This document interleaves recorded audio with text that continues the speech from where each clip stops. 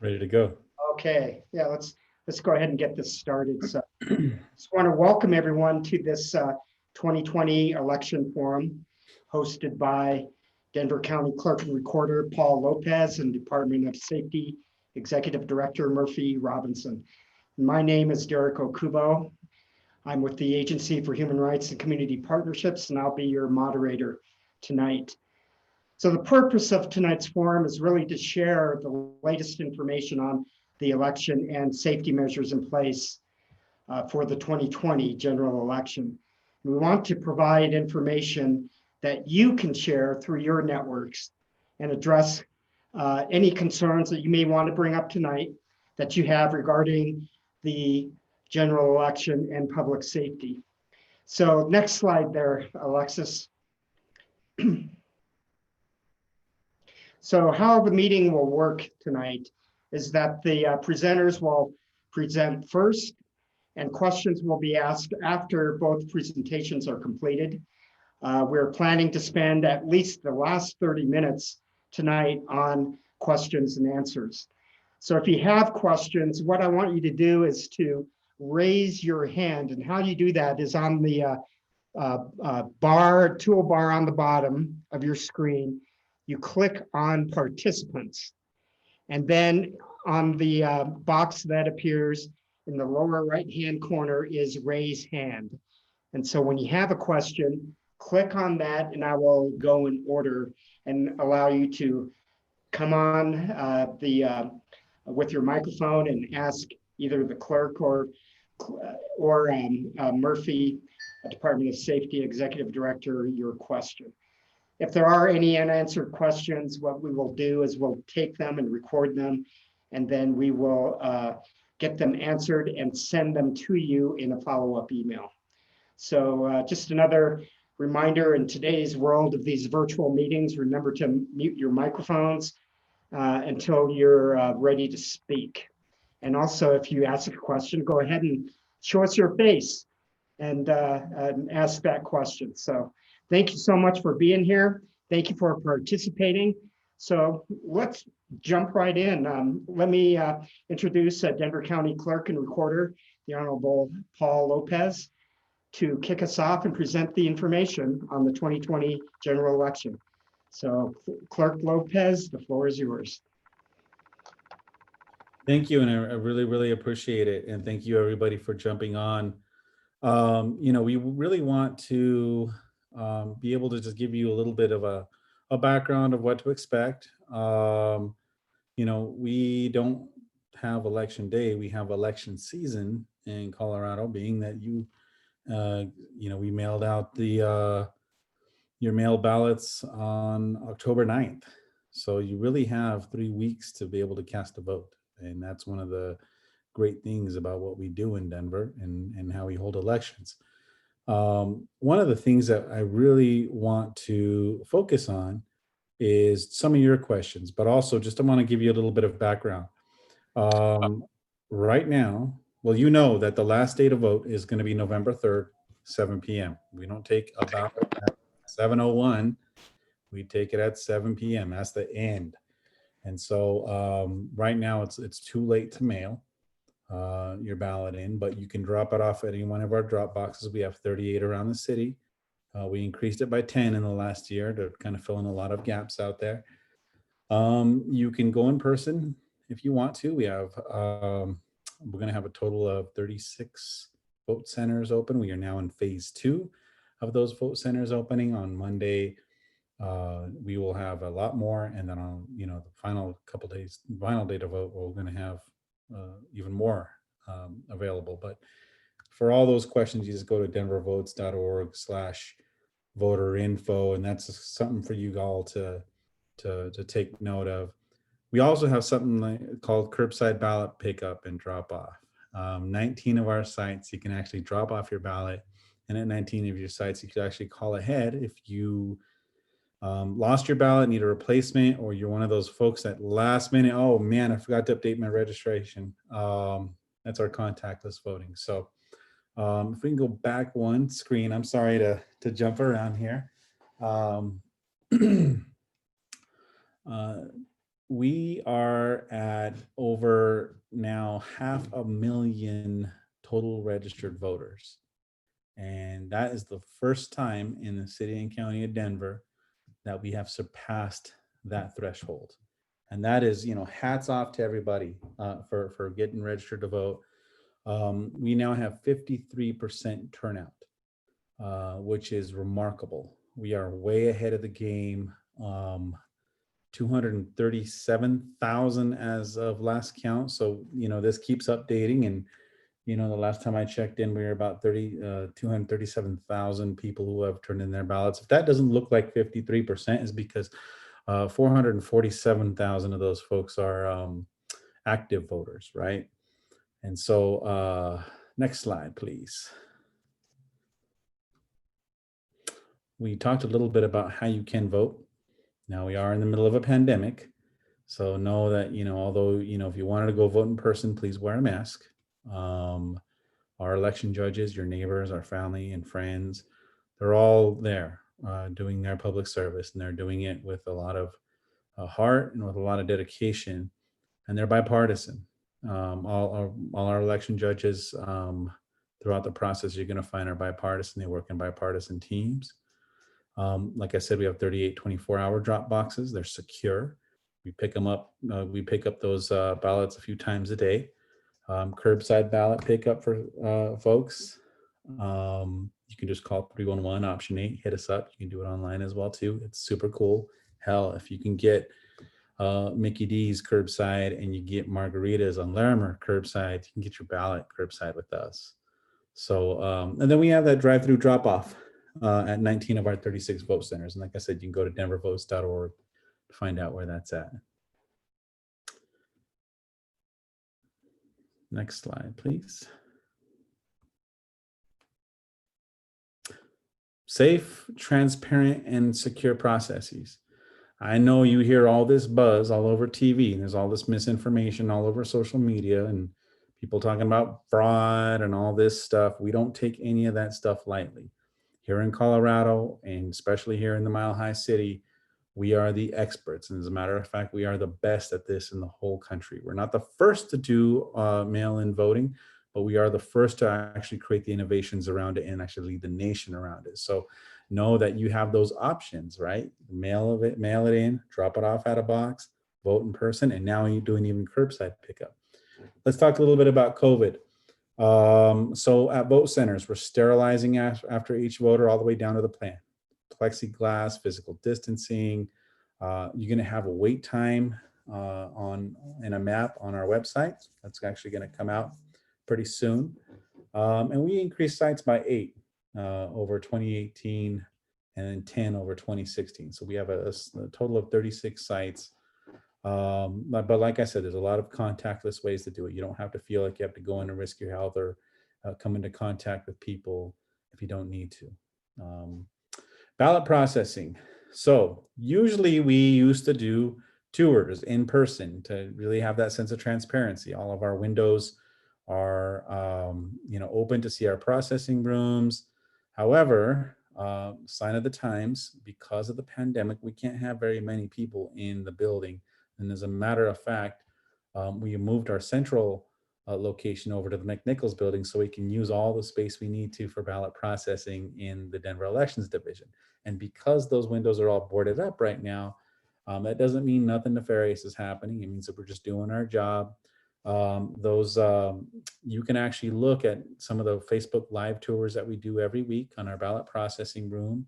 Our videos are online. You can do a live feed of our ballot rooms on election security webpage. Our ballots are verified by bipartisan teams. We test all of our equipment ahead of time, calibrate our equipment, making sure that everything's adding up right.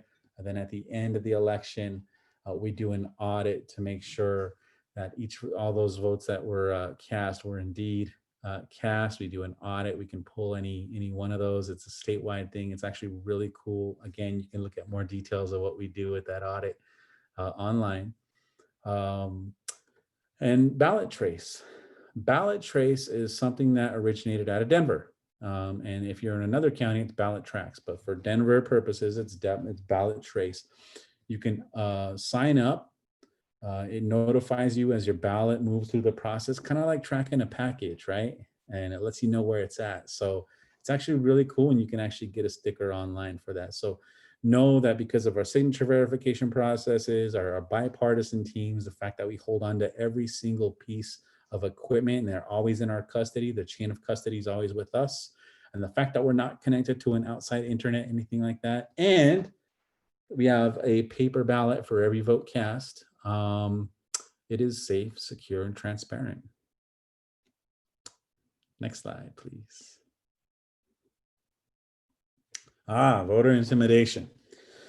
I know you've heard some things on Facebook and Nextdoor and stuff. And, you know, I want to be straight out the gate with this. It is illegal. Blocking people or intimidating people from the polls, whether it be a ballot box or people who are on the way to a vote center, is illegal. And we will not tolerate that. If we catch that, we will make sure that if we catch it on camera, because all of our stuff is on camera, we will forward that to the DA. We do not tolerate any kind of behavior like that. That is a huge crime. I mentioned cameras. We have cameras on our ballot boxes. We got a few reports of stuff out there. Now, we couldn't catch it on camera. We didn't see any evidence of any kind of voter intimidation or blocking somebody's access to the ballot or anything like that on our cameras. However, our cameras are not everywhere. And the best detectives out in our community are, in fact, our citizens, our people, right? So when you see something, say something. And don't go to Nextdoor right away. Don't go straight to Facebook. Definitely take pictures and video if you can. Keep your distance, right? But also call 311. That's what we want you to do. Call 311, option 8, if you see something. Also, don't be afraid to call the authorities to be able to do that. It is a crime. And like any other crime in the city, if there's a crime in progress, please notify the authorities. Mind you that, you know, we do have 100-foot distance around boxes and VSPCs. You can't be wearing pro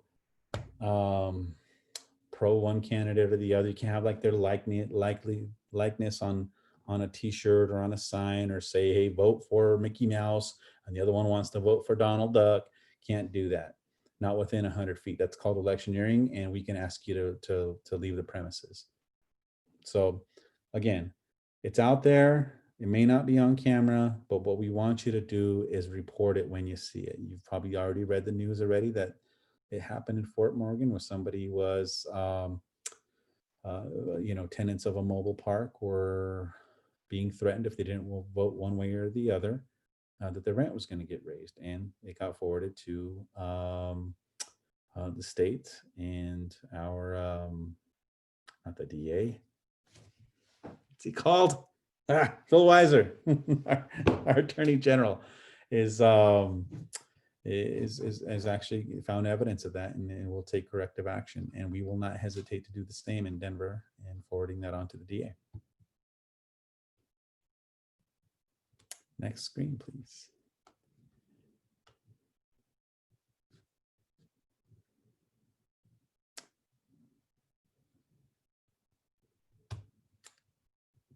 This looks like it is for our Director of Safety, Murphy Robinson. So we've been working closely with Department of Safety. I know that we've, you know, some folks, as we get close, we are now within 6 days of the election, and you know, everybody's focused on Election Day. We want to make sure that we have the proper protocol in place to make sure that when you go to vote, in any form, like I said, in Denver, it's awesome because you get your ballot mailed to you, but you can vote in 3 different ways, that it's safe and you don't have to worry about anything else except you putting that ballot where it needs to go. And you make sure and sign it, please. You have no idea how many people do not sign their ballots. And if it has a little red stripe, that means you need a copy of your ID. So include that. Anyway, our director, Murphy Robinson, Manager of Safety. Lopez, the Honorable Kirk Lopez, thank you so much, sir, for your leadership and for doing this tonight. Hello, everyone. I'm Murphy Robinson, Executive Director of Safety. I'm excited to talk to you this evening. As the clerk said, actually, before I get started, I wanted to recognize one of our division chiefs of the police department. Joe Montoya is on with us tonight, and he'll help me answer any questions we may have with the police department. But I will say that I am proud to say that we have partnered with Clerk Lopez, not just in this election, but with all the elections that we've had. In his tenure and all the elections that we've had, before Clerk and I both have been here, that there's been a rich partnership between the Department of Public Safety and the clerk's office. This partnership, though, I will tell you, is led by, in the election, by the clerk.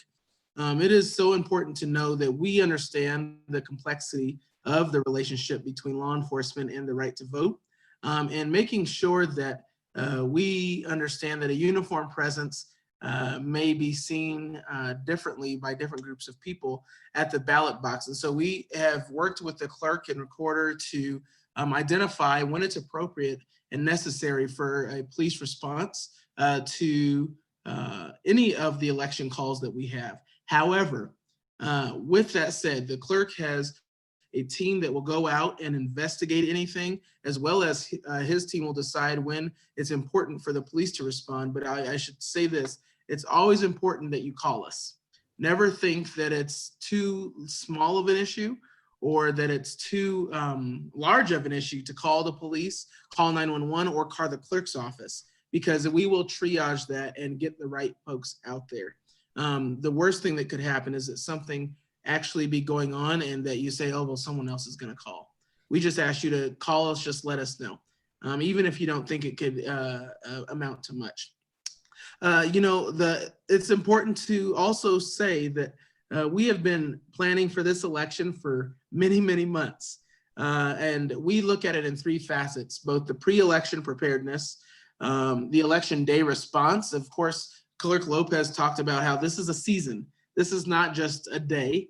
And that we started voting, what was it, a couple weeks ago, sir? Is that correct?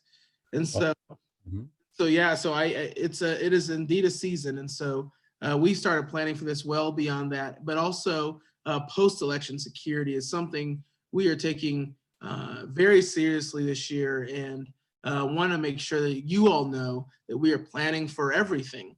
It is my hope that we get through this election, and that after the person is announced, and our clerk and his counterparts across the country tell us who won, that we have a peaceful change of power. But also here in Denver, all I can hope for is that the DNA of Denver will come out, and that if we do have protests, if we do have demonstrations and alike, that it'll be peaceful.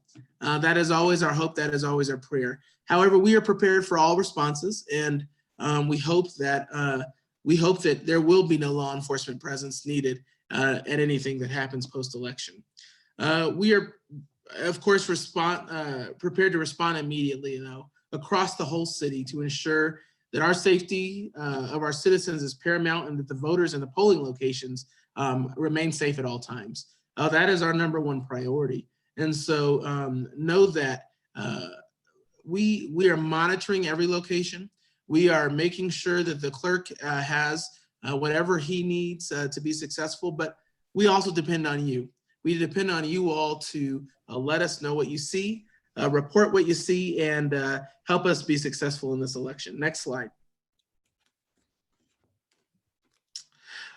There's been a lot of rhetoric around what people think are threats. I've heard everything from Civil War threats to the Russians and the Chinese invading us, and all of that. It is important, as a public safety director, I tell you right now, that we have no specific threats identified at this time.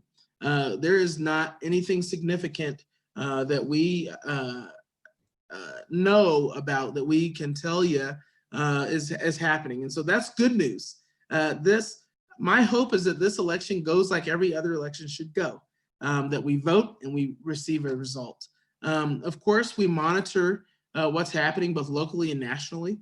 We are working in conjunction with all of our partners, both state, federal, and local. I'm in constant conversation with the FBI and all of our counterparts there. I'm in constant conversation with the governor's office and our state, my state counterpart, the director of public safety on the state. But I'll tell you, we are all hoping and praying for the same thing, that this election go as all elections should. And we continue to work together to make sure that happens, and that we disseminate information to you all timely and immediately should we get that information, so that you can arm yourselves with how to respond as well. Next slide. So I already said this, so I won't beat a dead horse to say, but you see something, please say something. We believe that it's all of our job to provide security to our elections. And while we can't be at every, and let me caveat that, not provide security, but to share what you see, to report what you see. It is our job to provide the security. We ask that you just communicate with us. If you see something of concern, don't tweet first, call first, and then you can tweet or whatever you want afterwards. But we really hope that you communicate with us so that we can address it. And if you don't know who to call, it's very easy. Call 911, and we will triage that to the appropriate resource to investigate that. I believe that's the last slide. Next slide, Alexis, just to make sure.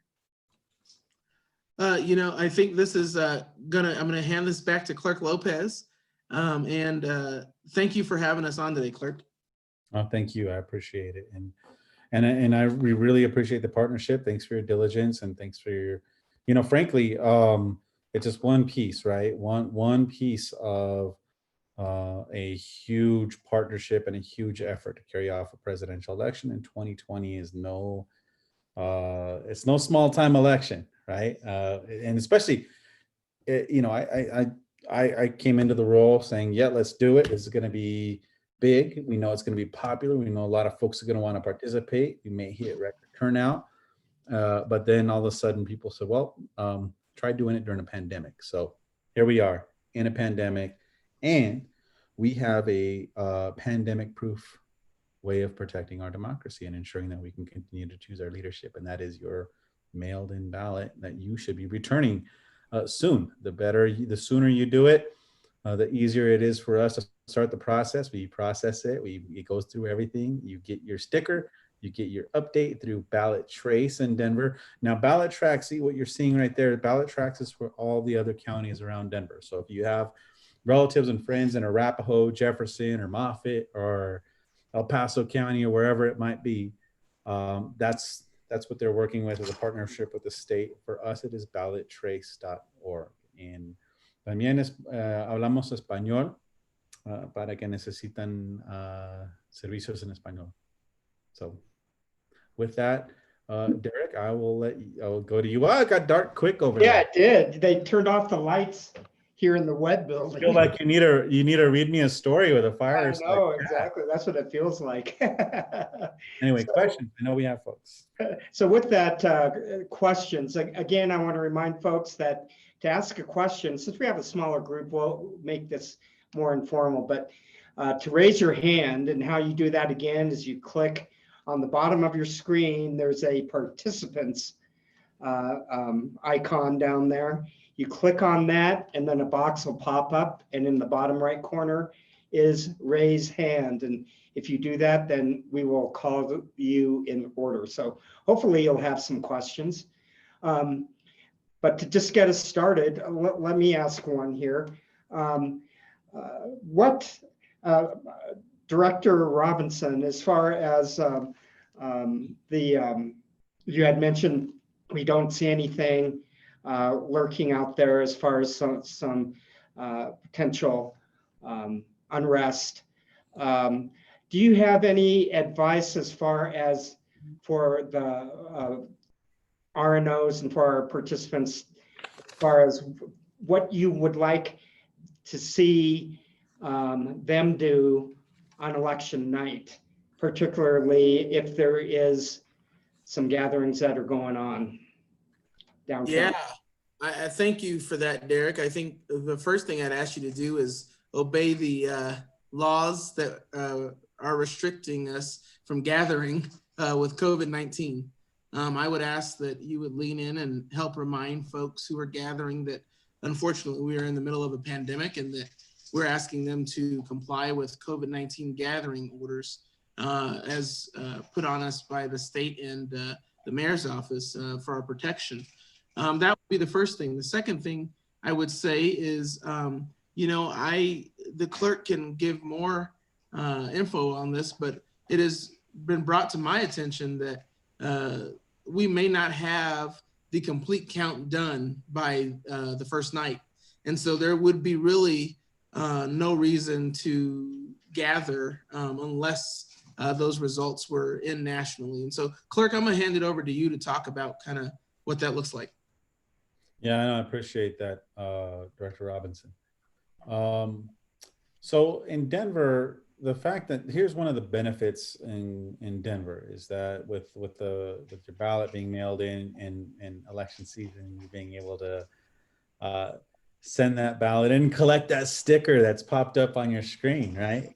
Is right when you vote, we're able to actually, once we receive that ballot, we're actually start to process it. It gets sorted, it gets sent through high-speed scanning to get your signature. It gets 2 passes. If it needs additional review, we have signature verification teams that are bipartisan that do it. Then goes through the process, and we are able to get it ready, scan it, count it. We don't tabulate it, which means we don't tell you who's ahead or anything like that. We don't even know. We don't hit that button until the end. And the end is 7 p.m. on election night. And that would be November 3rd, right? So we are able to actually get all that process. And that's how we know 53% of the voting population of our universe has voted. So we do have 53% turnout. Our election judges are working diligently to make sure that's prepared. What that does enable us to do is post initial results. And you will see, give us about a minute after 7 o'clock to have those results ready for you. And those are the first round preliminary unofficial results. And we will update through the night every 90 minutes with an update.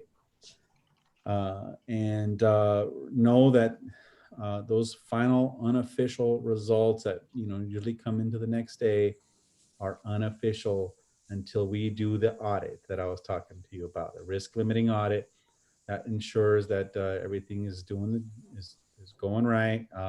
It's actually pretty cool. You could actually see it done online. We have some videos about it. If I sat here chatting about it, I'd be here all night with you guys. We also allow for overseas and military ballots that are on their way in to come in, and anybody who had any kind of a signature discrepancy or forgot to send the ID with the red stripe on their ballot on their envelope, the photocopy of their ID. We don't want your whole ID. We give those folks up to 9 days post-election to be able to cure your ballot and to verify that ballot. Then we do what's called our risk limiting audit, full canvas and certification of the election. That should happen by November 12th. But that's the process. And yes, we want folks to be patient. Remember that those results are unofficial until they are official. Thank you, Clerk Lopez. Chief Joe Montoya, was that your hand that was raised? It was. Okay, I just wanted to welcome. Good to see you too, Derek. It's great to see you. So I just wanted to add on to your question about the RNOs. One other thing that we would ask is that they can help with rumor control. There's a tendency from time to time through social media pages, Nextdoor being one, in which somebody will hear a rumor, they'll see something, they might perceive it to be something other than it is, and they'll start just pushing it out to the community, and then it can create somewhat of a panic sometimes. So we just ask that if you see something suspicious or you hear something, please vet it through the resources that we've already talked about tonight, 311, or call the police so we can verify what's going on. Very good. Thank you, Chief. Rex, you got your hand up. Introduce yourself and go ahead and ask your question. Hi, I'm Rex Fuller from the Center on Colfax. Thank you for holding this forum tonight. I had a couple of questions. One of them was, given the context of last summer's Black Lives Matter protests, as well as the recent shooting at Civic Center Park, could the manager of safety or talk about any plans for de-escalation in the case of potential violence? And then also wondering if there are any areas that are of specific concern, like around the state capitol or Civic Center Park and that sort of place. Sure, I'm gonna actually, I will answer that question, but I will give Chief Montoya a chance to start that question off. Yes, I'm sorry, I'm having problems with my sound. I caught most of that. We always focus on central Denver around the Capitol. That seems to be the area that attracts most protests, First Amendment activity. We're always in a position to monitor peaceful protest. And that's our hope, is that we want people to have a voice, but we always are hopeful that it's going to be peaceful.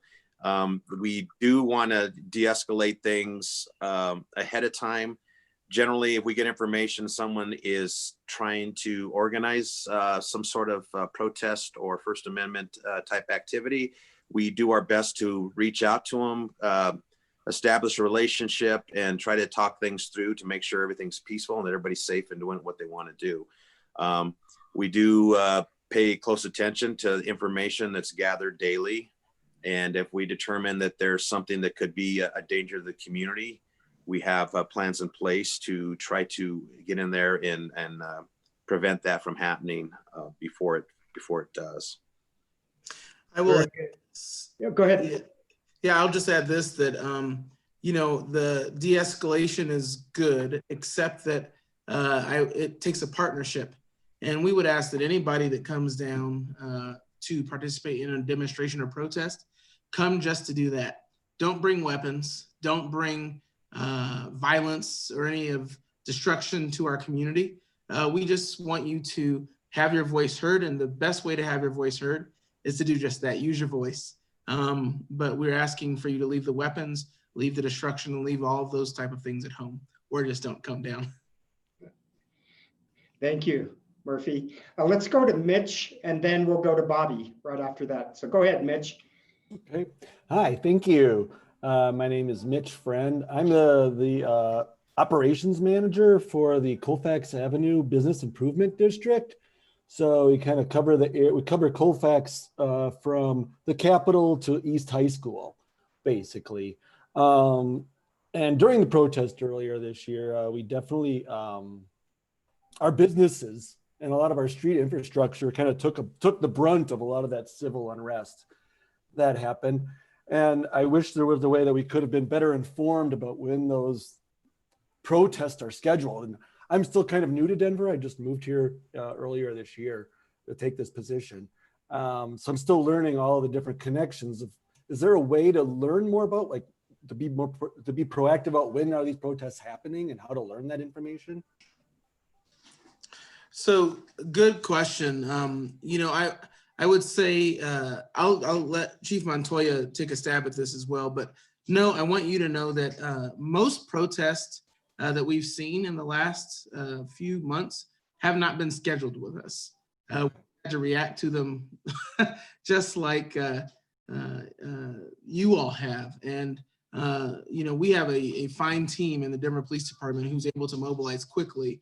But for those partners that do schedule them with us, they are the ones who actually announce it to the public that they're going to have it, and they have a permit and all of those. But not every protest, I would say most protests that we've seen in the last few months have not been scheduled in that way. Chief, do you have any further information on that? No, just to emphasize, echo what you stated. For the most part, these are impromptu gatherings. And when they do gather, we generally do not know where they're going to go. We just learn it on the fly as with our observations. Now, if it is a scheduled parade type protest with a route, then we will always message that out to the community, residential and business, so they know it's going to affect them. Via what route do you disseminate that information? We can do that through social media. We have our PIOs. We'll message it out.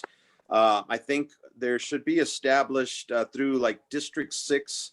I would imagine has an established relationship with the East Colfax corridor, the business organizations along there to help us get that information out.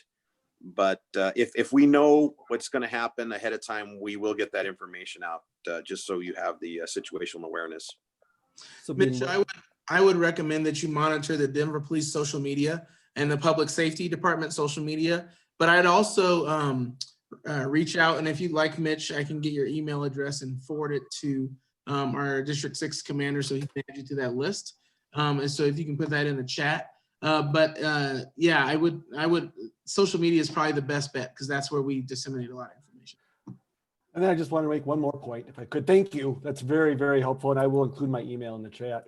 I did just want to let everybody know too, because during the protests earlier, we had a lot of our trash can. We maintain the public trash cans within our district.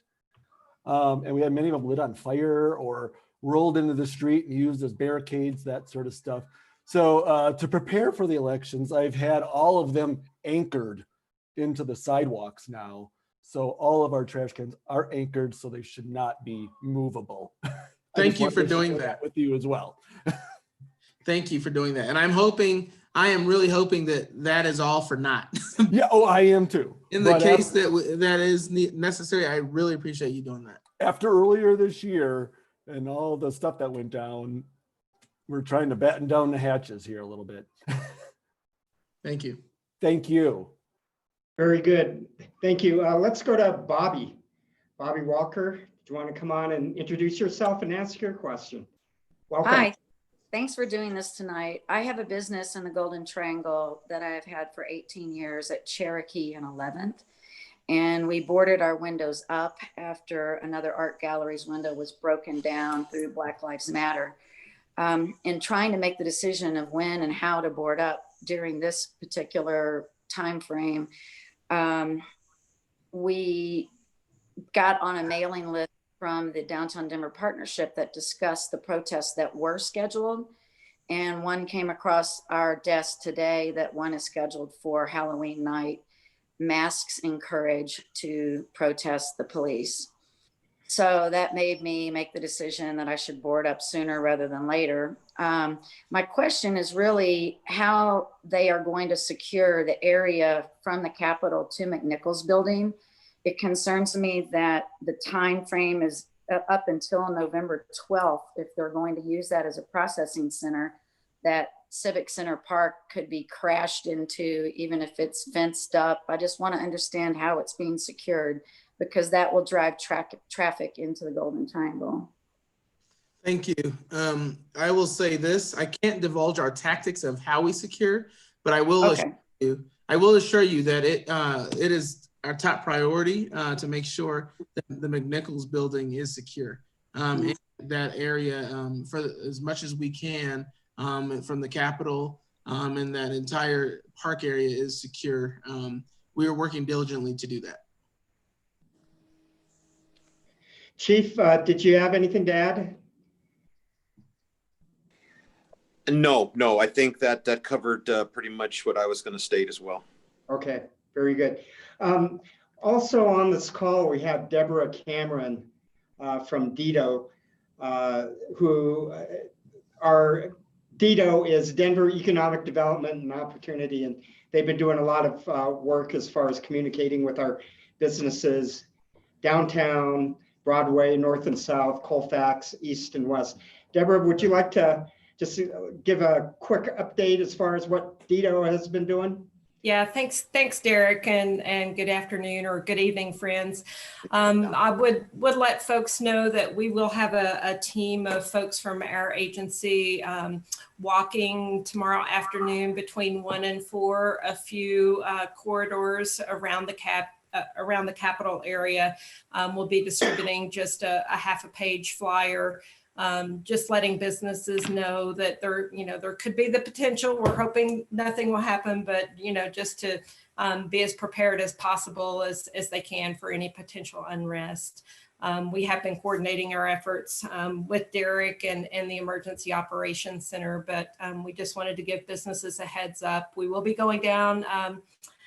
Mitch, for your information, we will be going down Colfax to 10th. We'll go all the way, in all likelihood, to I think Franklin off of Colfax, and then we'll also be going down Broadway, 17th, and of course the mall area, the 16th Street Mall area as well. So if your businesses reach out to you, we will be out and about tomorrow afternoon. Thank you, Deborah. So just a question for our participants. I mean, is there anything out there that you are hearing that out there in the community that you want to bring up here while we have our panelists with us? What are you hearing? Anyone?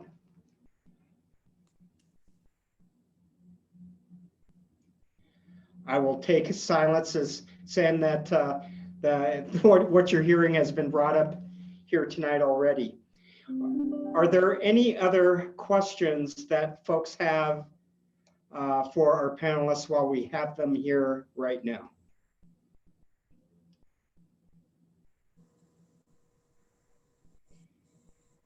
I guess we are good there. So any closing comments from Clerk Lopez and Director Robinson, Chief Montoya?